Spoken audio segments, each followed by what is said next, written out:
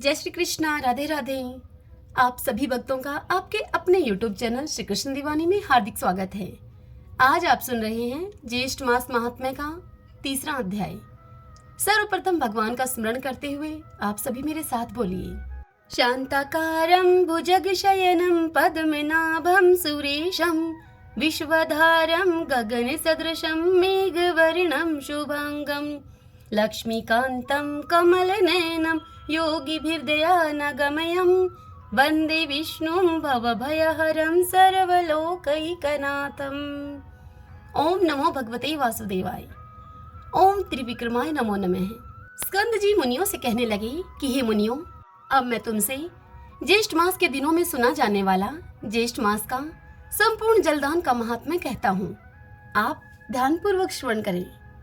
जेठ की शुक्ला एकम से लेकर जेठ शुक्ला दशमी पर्यंत पवित्र दशहरा नामक व्रत करना चाहिए। प्रतिदिन गंगा जल के पवित्र जल में स्नान करना चाहिए। सुनुस तीर्थों के अभाव में जो भी जल जहाँ पर मिले वह भी गंगा जल के समान ही कहा गया है।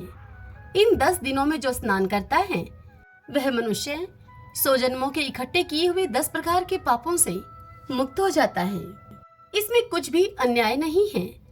इन दिनों में अनेक प्रकार के दानों को देना चाहिए। इन 10 विध पापों में 5 महापाप और 5 लघु पाप हैं। इन दिनों में दिए गए सब दान अक्षय हो जाते हैं। हे ब्राह्मणों, ज्येष्ठ मास शुक्ल पक्ष की द्वितीया के दिन अपराह्न समय में प्रसिद्ध समान नामक कल्प प्रारंभ हुआ। उस द्वितीया के दिन समान नामक कल्प में स्नान, दान, श्राद्ध तथा ब्राह्मण भोजन कर्म को भगवान विष्णु के निमित्त जो भी भक्ति पूर्वक और श्रद्धा से करता है उनको कोटि गुना अधिक फल प्राप्त होता है। और ज्येष्ठ मास शुक्ला तृतीया के दिन पंचाग्नि साधक नामक व्रत आरंभ होता है। पंचाग्नि साधक व्रत को पूरे मास करने से मनुष्य समस्त पापों से छूट जाता है और तेज में सूर्य के समान हो जाता है। इसमें कोई भी संदेह नहीं है। इस तृतीया के दिन विशेष तैयार रंभा व्रत करना चाहिए। सधवा विधवा सभी स्त्रियां इस व्रत को सौभाग्य सिद्धि के लिए करें। मुनियों से इतनी बात बताकर स्कंद जी उनसे आगे कहते हैं कि हे ब्राह्मण श्रेष्ठ, इसी तृतीया से वामन कल्प का प्रारंभ हुआ था। इसलिए तृतीया के दिन चावल का दान करने से भगवान वामन संतुष्ट होते हैं। आज के दिन विधि पूर्वक श्राद्ध तर्पण अर्थात तृतीया के दिन श्राद्ध तर्पण और ब्राह्मण भोजन करने के कर्म को करना चाहिए। ज्येष्ठ के मास में ब्राह्मणों को दही का भोजन कराना चाहिए। शुक्ल चतुर्थी के दिन कपिल ऋषि के पवित्र आश्रम में कुंड से 4 भुजाधारी विनायक प्रकट हुए। इसीलिए चतुर्थी के दिन भोजन न करें और सभी लोग गणेश जी का महोत्सव मनावें। पंचमी के दिन घी में पके हुए मालपुए आदि से ब्राह्मणों को भोजन कराना चाहिए। पहले इसी शुक्ल चतुर्थी के दिन सती उमा प्रकट हुई थी। इसलिए स्त्रियां इसी चतुर्थी को सौभाग्य वृद्धि के लिए उमा का विविध उपचारों से पूजन करें और पूजन के साथ गीत नाच आदि का उत्सव करें। संतान की इच्छा हो तो शुक्ल षष्ठी के दिन स्त्रियां जल, वस्त्र, पुष्प, सुगंधित वस्तु, हवन आदि के द्वारा उमा पार्वती जी का पूजन करें। ज्येष्ठा शुक्ल सप्तमी के दिन ज्येष्ठा नक्षत्र के अंत में जो उमा का पूजन नहीं करता है उनके यहाँ ज्येष्ठा अर्थात दरिद्रता का वास होता है। इसमें संशय नहीं है। इसलिए दरिद्रता से भयभीत मनुष्यों को सप्तमी के दिन उमा का पूजन और दशमी के दिन विभव विस्तार के अनुसार श्री गंगा जी का पूजन करना चाहिए। इस दशमी के दिन लोक पावनी गंगा स्वर्ग से अवतीर्ण हुई है। अतः दशमी, 11, 12 इन तीनों दिनों से एकादशी का व्रत साध्य कहा है। एकादशी का व्रत समस्त पापों का नाश करने वाला है। इसका व्रत निर्जल उपवास करने से सिद्ध होता है। त्रयोदशी से लेकर पूर्णमासी तक 3 दिन का जो उत्तम व्रत कहा गया है, यह व्रत सावित्री नाम के प्रसिद्ध स्त्रियों को सौभाग्य देने वाला है। उन दिनों में वट वृक्ष के मूल भाग में जल का सिंचन करें और वट वृक्ष के समीप ब्रह्मा, यमराज, सत्यव्रत और सावित्री का पूजन करें। इस तरह से निद्रा आहार का त्याग करके 3 दिन का व्रत करें। इसी प्रकार कृष्ण पक्ष में भी 3 दिन का व्रत करके पड़वा के दिन पारण करें। यह नित्य व्रत है। स्त्रियां इस व्रत को सदैव करें। यह व्रत 1 वर्ष करने से सिद्ध हो जाता है। इसलिए यदि ज्येष्ठ मास की पूर्णमासी ज्येष्ठा नक्षत्र से युक्त हो तो यह कोटि 100% से भी श्रेष्ठ है। उस ज्येष्ठ पूर्णमासी के दिन मनुष्य अनेक दानों को देवे। हे मुनिवरों, अब मैं उन दानों का तुमसे संक्षेप में वर्णन करता हूँ। हे तपोधन, ज्येष्ठ पूर्णमासी के दिन कूर्मकल्प आरंभ हुआ था, इसलिए उस दिन स्नान, दान, तर्पण, ब्राह्मण भोजन जो पितरों के उद्देश्य से करते हैं वे परम पद को प्राप्त होते हैं। हे भूषोर, सतयुग के आरंभ में ज्येष्ठ पूर्णिमा के दिन मनवंतर कल्प प्रारंभ हुआ है, इसीलिए उस दिन पितरों के निमित्त श्राद्ध, दान आदि करना पितरों के लिए तृप्तिदायक कहा गया है। इस प्रकार देवताओं से पूजित इस ज्येष्ठ मास में बहुत से व्रत कहे गए हैं। इति श्री ज्येष्ठ मास महात्म्ये ज्येष्ठ मास व्रत वर्णनम तृतीय अध्याय संपूर्ण। हरि ओम तत्सत। ओम नमो भगवते वासुदेवाय। ओम त्रिविक्रमाय नमो नमः। आइए भगतजनों, अब हम सूत जी से अयोध्या महात्म्य का वर्णन सुनते हैं। जय जय सिया राम। सूत जी मुनियों से कहते हैं कि हे विप्रवरों, स्वर्ग द्वार नाम से प्रसिद्ध तीर्थ सभी पापों को दूर करने वाला है। स्वर्ग द्वार के महात्म्य का विस्तार पूर्वक वर्णन करने में तो कोई भी समर्थ नहीं है, इसलिए संक्षेप से सुनो तुम। सरयू के जल में सहस्त्रधारा तीर्थ से लेकर पूर्व दिशा में 636 धनुष तक पुराण के ज्ञाताओं ने स्वर्ग द्वार का विस्तार बतलाया है। सब तीर्थों में स्नान करने का फल अपने को प्राप्त हो, ऐसी इच्छा रखने वाले पुरुष को यहाँ पर विशेष रूप से प्रातःकाल स्नान करना चाहिए। स्वर्ग द्वार में जो जप, तप, हवन, दर्शन और ध्यान, अध्ययन एवं दान आदि किया जाता है वह सब अक्षय होता है।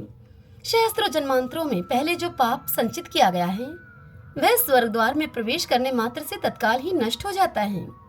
ब्राह्मण, क्षत्रिय, वैश्य, शूद्र, वर्ण, शंकर, मलेच्छ, संकीर्ण, पाप योनि, कीड़े मकोड़े, मृग, पक्षी जो भी स्वर्ग द्वार में काल से मृत्यु को प्राप्त होते हैं वे सब हाथ में कोमोद की गदा लेकर गरुड़ ध्वज के रथ पर आरूढ़ होकर सुंदर कल्याण में वैकुंठ धाम में जाते हैं। जो लोग आदर पूर्वक वहां पर मध्याह्न में स्नान करते हैं, मध्याह्न का मतलब है दोपहर के समय स्नान करते हैं, तथा जो जितेंद्रिय पुरुष स्वर्ग द्वार में निराहार व्रत करते हैं अथवा जो 1 मास तक उपवास करने वाले हैं वे सभी उत्तम स्थान को प्राप्त होते हैं। जो स्वर्ग द्वार में ब्राह्मणों को अन्नदान, रत्नदान, भूमिदान, गौदान और वस्त्रदान करते हैं वे सब श्रीहरि के धाम को जाते हैं। देवादिदेव भगवान विष्णु अपने स्वरूप को 4 शरीर में व्यक्त करके रघुवंश शिरोमणि श्री राम होकर अपने तीनों भाइयों के साथ यहाँ नित्य विहार किया करते हैं। इसी स्वर्ग द्वार में कैलाश निवासी शिव भी वास करते हैं। मेरु तथा मंदराचल के समान पाप की बड़ी भारी राशि भी स्वर्ग द्वार में पहुंचते ही नष्ट हो जाती है। ऋषि, देवता, असुर, जप होम प्रायण मनुष्य, सन्यासी और मुमुक्षु पुरुष स्वर्ग द्वार का सेवन करते हैं। काशी में योग युक्त होकर शरीर त्याग करने वाले पुरुषों को जो गति प्राप्त होती है वही एकादशी को सरयू में स्नान करने मात्र से मिल जाती है। वे भगवान विष्णु की भक्ति को पाकर निश्चय ही परमानंद को प्राप्त होते हैं। एक समय की बात है, एक समय शीत रश्मि चंद्रमा अयोध्यावासी भगवान विष्णु का नमस्कार करके उत्कंठा पूर्वक यहाँ के तीर्थ की महिमा का साक्षात्कार करने के लिए यहाँ पर आए। यहाँ पर आकर चंद्रमा ने उन्होंने कर्मशः प्रत्येक तीर्थ में विधि पूर्वक यात्रा की। इससे उन चंद्रमा को अनेक प्रकार के आश्चर्य का अनुभव हुआ। तत्पश्चात दुष्कर तपस्या के द्वारा भगवान विष्णु की आराधना करके उनकी प्रसन्नता उन्होंने प्राप्त की और वहां अपने नाम के साथ ही भगवान का नाम रखकर उनके अर्चा विग्रह को स्थापित किया। इससे वे भगवान विष्णु वहां चंद्रहरि के नाम से विख्यात हुए। श्री वासुदेव के प्रसाद से वह स्थान अद्भुत हो गया। श्री विष्णु का अत्यंत गूढ़ स्थान है। समस्त प्राणियों के मोक्ष के स्वामी श्री रघुनाथ जी के इस दिव्य स्थान में सिद्ध पुरुष सदा ही श्री विष्णु का व्रत धारण किए हुए निवास करते हैं। नाना प्रकार के वेश वाले जितेंद्रिय मुक्तात्मा पुरुष यहाँ विष्णुलोक की आकांक्षा रखकर नित्य ही उत्तम योग का अभ्यास करते हैं। यहाँ पर मनुष्य जिस प्रकार धर्म का फल पाता है वैसा अन्यत्र कहीं नहीं पाता वह। इसमें किया हुआ दान, व्रत और होम सभी अक्षय होता है। मनुष्यों को यहाँ पर भगवान चंद्रहरि के आगे ब्राह्मण की प्रधानता में चंद्र सहस्त्र व्रत की उद्यापन विधि करनी चाहिए। 2 वर्ष 8 महीने और 17 दिन बीतने पर दिन के 8वें भाग में एक अधिमास आकर प्राप्त होता है। 83 वर्ष 4 महीने 1 सहस्त्र से अधिक चंद्रमा पूर्णमासी तिथि में होते हैं। उतने समय तक जो मनुष्य जीवित रहता है उसको यात्रा के प्रसंग से यहाँ पर आकर उद्यापन करना चाहिए। चतुर्दशी में दंत धावन पूर्वक स्नान करके पवित्र होकर ब्रह्मचार्य का व्रत पालन करते हुए मन, वाणी और शरीर को काबू में रखें और पूर्णिमा तिथि को भी उसी प्रकार रहते हुए चंद्रमा की पूजा करें। पहले गौरी आदि षोडश मातृकाओं की पूजन करनी चाहिए। उसके बाद भक्ति पूर्वक नांदी मुख श्राद्ध करके ऋत्विजों का पूजन करें। अपने मन को पवित्र रखते हुए चंद्रमंडल के आकार की प्रतिमा बनवावें। तदंतर शास्त्रोक्त विधान से चंद्रमा की पूजा करें। चंद्रमा के मंत्र से होम करें। प्रतिमा स्थापन करते समय भी सोम मंत्र का उच्चारण करें। सोम की उत्पत्ति और सोम सूक्त का पाठ करें। मंडल में चंद्रन्यास, कलान्यास और विधि पूर्वक एकादश इंद्रियों का न्यास करें। उत्तम अक्षतों से चंद्रबिंब के समान मंडल बनावे। उस मंडल के बीच में गाय के दूध से भरे हुए कलश की स्थापना करें और फिर उस मंडल में भिन्न भिन्न नामों के द्वारा कर्मशः चंद्रमा की पूजा करें।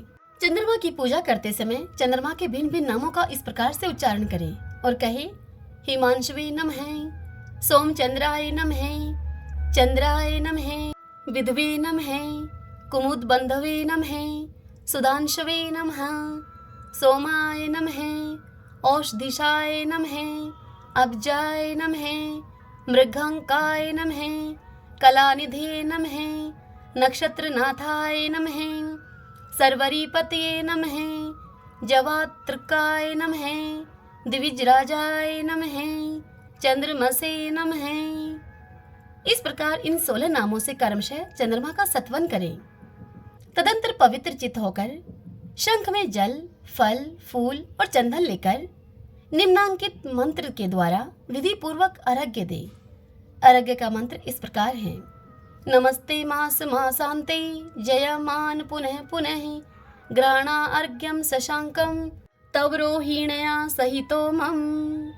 अर्थात प्रत्येक मास के अंत में पूर्ण रूपेण प्रकट होने वाले हे चंद्रदेव, आपको नमस्कार है। आप रोहिणी देवी के साथ पधार कर मेरा यह अर्घ्य स्वीकार करें। इस प्रकार विधि पूर्वक अर्घ्य देकर चंद्रमा को प्रणाम करें। दूध से भरे हुए अन्य 16 कलशों को वस्त्र से आच्छादित करके शांति के लिए ब्राह्मणों को दान करना चाहिए। तत्पश्चात दूध मिश्रित जल से अभिषेक करें। फिर वैभव के अनुसार दक्षिणा देकर ऋत्विजों को संतुष्ट करें। उसके बाद ब्राह्मण को उसके परिवार के सहित भोजन करावें। द्विज दंपति की वस्त्रों के द्वारा विधि पूर्वक पूजा करें। तदंतर पर्याप्त दक्षिणा दान करनी चाहिए। फिर उपवास की विधि से बुद्धिमान पुरुष शेष दिन व्यतीत करें। दूसरे दिन पुनः भगवान विष्णु की पूजा करके अपने भाई बंधुओं के साथ भोजन करें और नियम का विसर्जन करें। जो मनुष्य इस प्रकार उत्तम चंद्र सहस्त्र व्रत का पालन करता है वह महापात की हो तो भी वह शुद्ध चित होकर चंद्रलोक में जाता है। चंद्रहरि के स्थान से अग्निकोण में भगवान धर्महरि के नाम से विराजमान हैं, जो कली के समस्त पापों का नाश करने वाले हैं। प्राचीन काल में वेद और वेदांगों के तत्वज्ञ तथा अपने वर्ण शर्मों जनित कर्म में तत्पर धर्म नामक ब्राह्मण तीर्थ यात्रा करने की इच्छा से अयोध्यापुरी में आए और बड़े ही श्रद्धा के साथ यहाँ के प्रत्येक तीर्थ में वे घूमते रहे। अयोध्या का अनुपम महात्म्य देखकर उन्हें बड़ा आश्चर्य हुआ और उन्होंने बड़े हर्ष के साथ यह उद्गार प्रकट किया। वे बोले, अहो, अयोध्या के समान दूसरी कोई पुरी नहीं दिखाई देती, जहाँ पर साक्षात भगवान विष्णु निवास करते हैं। उसकी किससे उपमा हो सकती है? अहो, यहाँ के सभी तीर्थ भगवान विष्णु का लोक प्रदान करने वाले हैं। ऐसा कहकर वह ब्राह्मण उस ब्राह्मण ने आनंद मगन होकर बहुत नृत्य किया। अयोध्या का विशेष महात्म्य देखकर जब धर्म नृत्य कर रहे थे उस समय पीतांबरधारी भगवान विष्णु उन पर कृपा करके वहां प्रकट हो गए। धर्म ने भगवान को प्रणाम करके आदर पूर्वक भगवान विष्णु का सत्वन किया। सत्वन करते हुए धर्म बोले, क्षीर सागर में निवास करने वाले आपको नमस्कार है। शेषनाग की सैया पर शरण करने वाले श्री हरि को नमस्कार है। भगवान शंकर जिनके दिव्य चरणारविंदों का स्पर्श करते हैं उन भगवान विष्णु को नमस्कार है। जिनके उत्तम चरण भक्तिभाव से पूजित हैं उन भगवान को नमस्कार है। ब्रह्मा आदि के प्रियतम आप श्री नारायण को नमस्कार है। शुभ अंग तथा सुंदर नेत्रों वाले भगवान लक्ष्मीपति को बारंबार नमस्कार है। जिनके चरण कमल के समान सुंदर हैं, उन भगवान को नमस्कार है। जिनकी नाभि से कमल प्रकट हुआ है, उन मधुसूदन को नमस्कार है। क्षीर सागर की उताल तरंगे जिनके श्री अंगों का स्पर्श करती रहती हैं, उन शारंग धनुषधारी भगवान विष्णु को नमस्कार है। योग निद्रा का आश्रय लेने वाले भगवान को नमस्कार है। गरुड़ की पीठ पर बैठने वाले भगवान गोविंद देव को बारंबार नमस्कार है। जिनके केश, नासिका और ललाट सब सुंदर हैं, उन भगवान चक्रपाणि को नमस्कार है। सुंदर वस्त्र तथा मनोहर श्याम वर्ण वाले भगवान श्रीधर को बारंबार नमस्कार है। सुंदर भुजाओं वाले आप श्री हरि को नमस्कार है। मनोहर जंघा वाले आपको नमस्कार है।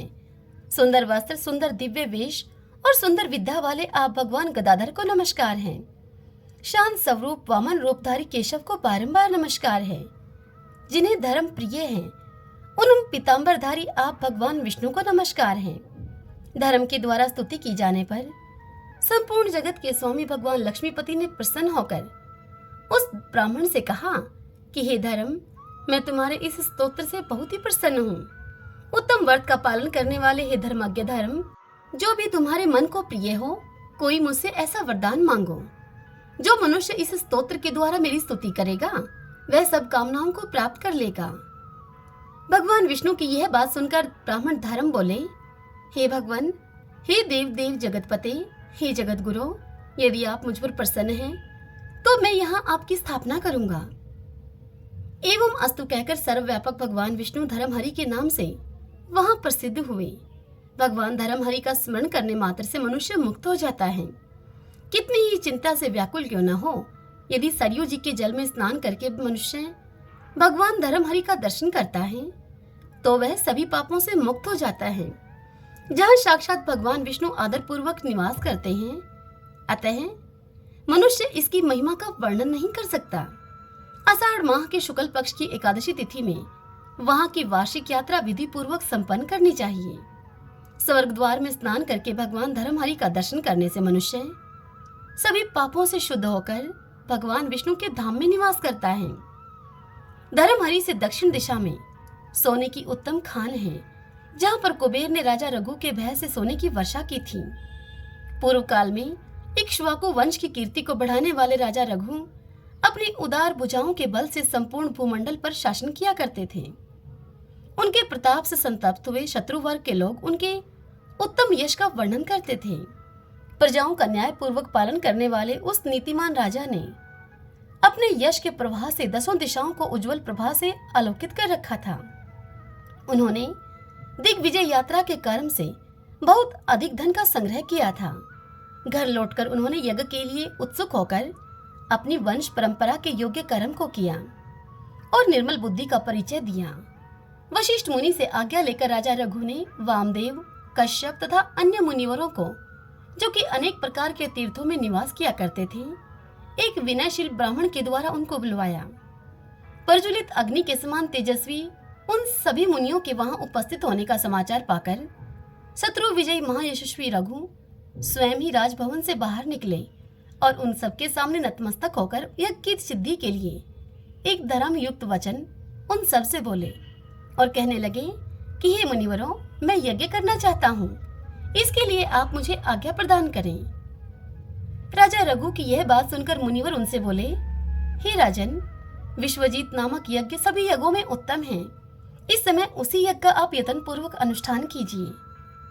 तब राजा रघु ने अनेक प्रकार की सामग्रियों से परम मनोहर प्रतीत होने वाला यह विश्व दिग्विजयी अर्थात विश्वजीत नामक यज्ञ किया, जिसमें कि सर्वस्व की दक्षिणा दे दी जाती है। नाना प्रकार के दान से उन्होंने मुनियों को संतोष और हर्ष प्रदान किया और ब्राह्मणों को अत्यंत आदर पूर्वक सर्वस्व दान कर दिया। वे सब ब्राह्मण जब राजा के द्वारा पूजित होकर अपने अपने घर को चले गए तथा प्रणाम आदि से सत्कृत हुए मुनि भी अपने आश्रम को पधारे, तब वे सदाचारी राजा रघु विधि पूर्वक किए हुए उस यज्ञ से बड़ी ही शोभा पाने लगे। इसी समय विश्वामित्र मुनि के शिष्य एवं संयमी पुरुषों में श्रेष्ठ कौतश गुरु की दक्षिणा के लिए राजा को पवित्र करने के लिए वहां पर आए। उनको आया हुआ जानकर राजा रघु बड़े ही आदर से उठे और विधि पूर्वक उनका पूजन किया। राजा ने मिट्टी के पात्रों के द्वारा ही कौतस मुनि का पूजन कार्य संपन्न किया। तत्पश्चात कौतस मुनि राजा रघु से बोले, हे राजन, आपका अभ्युदय हो। इस समय मैं अन्यत्र जाता हूँ। आपने अपना सर्वस्व दक्षिणा में दे डाला है। मैं गुरुजी को देने के लिए धन मांगने के लिए यहाँ पर आया था, किंतु आपके पास धन का अभाव है, इसलिए आपसे मैं याचना नहीं करता। मुनि के ऐसा कहने पर शत्रु विजयी रघु ने क्षण भर के लिए कुछ विचार किया, फिर विनय से हाथ जोड़कर मुनि से कहा कि हे भगवान, मेरे महलों में एक दिन आप ठहरिए, तब तक मैं आपके धन के लिए विशेष प्रयत्न करता हूँ। उदार बुद्धि वाले राजा रघु ने यह परम उदारता पूर्ण वचन कहकर धन के अध्यक्ष कुबेर को जीतने की इच्छा से वहां से प्रस्थान किया। कुबेर जी ने उन्हें आता हुआ देखकर संदेश भेजकर उनके मन को संतुष्ट किया और अयोध्या में ही स्वर्ण की अक्षय वर्षा की। जहां पर यह स्वर्ण की वर्षा हुई थी, वहां सोने की उत्तम खान बन गई। कुबेर की दी हुई वह सोने की खान राजा ने मुनि को दिखलाई और वह खान उन्हें समर्पित कर दी। मुनीश्वर कौतस ने अपने गुरु के लिए जितना धन आवश्यक था उतना धन आदर पूर्वक वहां से ले लिया और शेष सारा धन राजा को ही निवेदन कर दिया। और फिर राजा से कहा कि हे राजन, तुम्हें अपने कुल के गुणों से संपन्न सत्पुत्र की प्राप्ति हो और यह जो स्वर्ण की खान है वह मनोवांछित फल देने वाली हो। यहाँ सब पापों का अपहरण करने वाला उत्तम तीर्थ हो जाए। वैशाख माह के शुक्ल पक्ष की द्वादशी तिथि को यहाँ की वार्षिक यात्रा हो और उसमें मेरे कथन के अनुसार लोगों को अनेक प्रकार के अभिष्ट फल की प्राप्ति हो।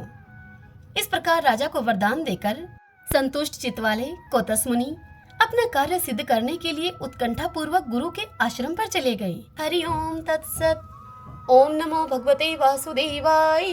जय सिया राम, जय जय श्री राम। आइए भगतजनों, अब संकीर्तन करते हुए इस कथा का समापन करते हैं। श्री कृष्ण गोविंद हरे मुरारी, हे नाथ नारायण वासुदेव। श्री कृष्ण गोविंद हरे मुरारी, हे नाथ नारायण वासुदेव।